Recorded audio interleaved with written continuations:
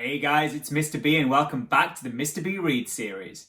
This is a series where I read you some of my favourite picture books, funny voices and all. Today I'm going to be reading a really exciting new picture book by an exciting up-and-comer. It is Lonesome Larry.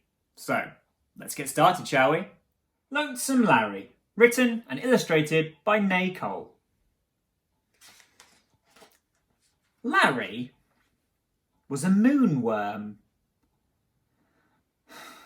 And he was lonely.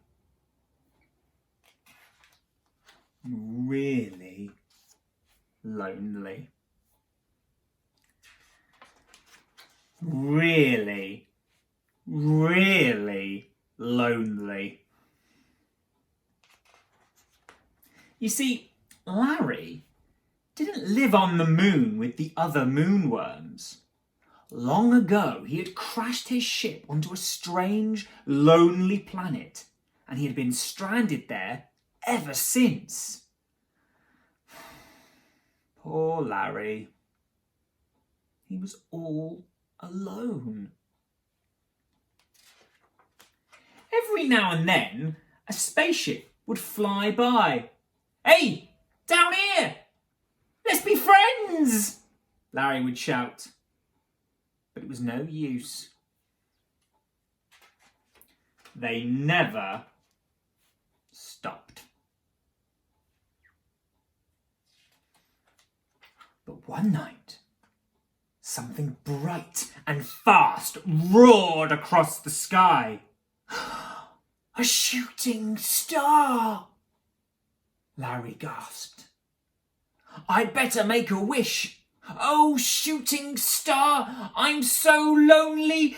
Please send me a friend," he begged, watching on as that fast, bright thing fell from the heavens and crashed far away in the distance.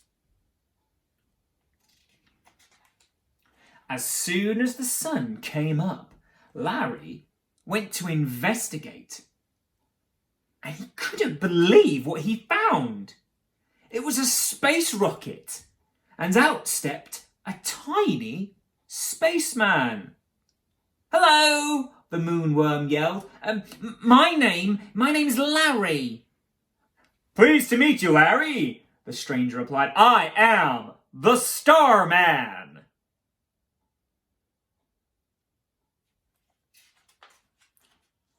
"I don't know what happened. I just lost control and crashed," the Starman explained as he whipped out a tube of space glue. "I must fix my rocket. I'm on the way to a very important party, and I mustn't be late. Will you help me?" "Of course," Larry replied. I crashed here too, and I've been stuck here for ages. I miss the moon so much." "That's really awful, Larry. Maybe I could glue your ship too," the Starman offered. "Oh, that's very kind of you," Larry said. "But my ship is beyond repair." "Well, I would have given you a ride out of here, but there's no way we'll both fit in my tiny rocket," the Starman sighed. "I'm afraid I can't help you, Larry, but whilst I'm here, we might as well have some fun, right?" "Oh, that would be marvellous," Larry cried. So, they skipped. They raced. And when the cold, dark night fell upon them, they sat around the fire and shared all their best stories and jokes. Oh, how they laughed. It was the greatest day ever. Larry couldn't stop smiling. His wish, it seemed, had come true.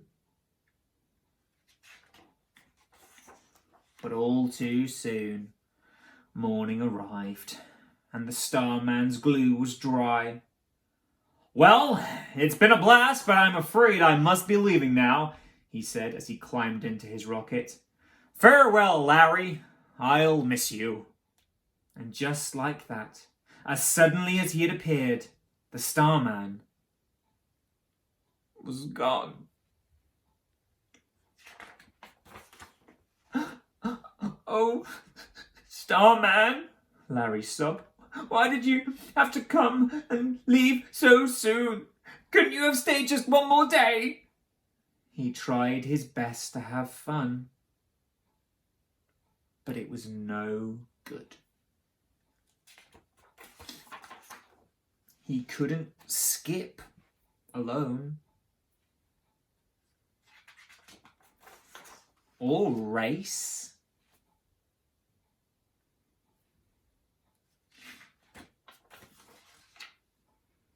And when the dark night came back around, he sat all alone in the cold moonlight, thinking about all the folks he missed back home. Poor Larry, he was so lonely.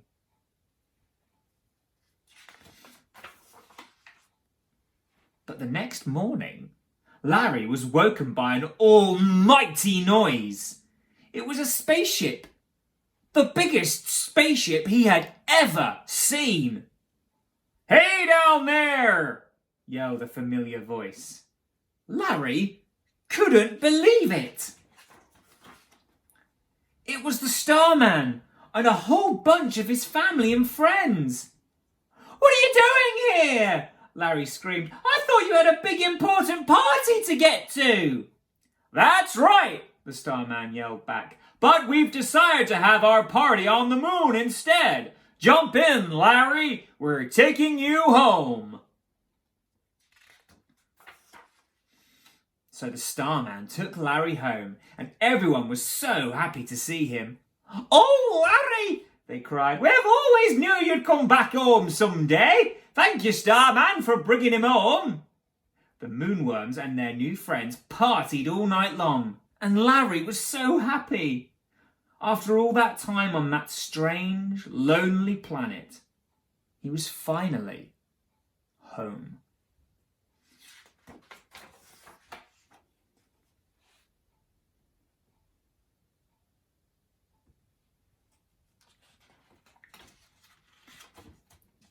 The end.